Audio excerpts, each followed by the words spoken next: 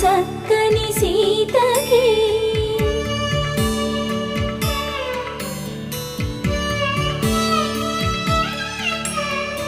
ఎర్ర జాబిలి చేయి రాముడేడని అడుగుతుంటే చూడలేదని పెదవి చెప్పే చెప్పలేమని కనులు చెప్పే నల్ల పూసై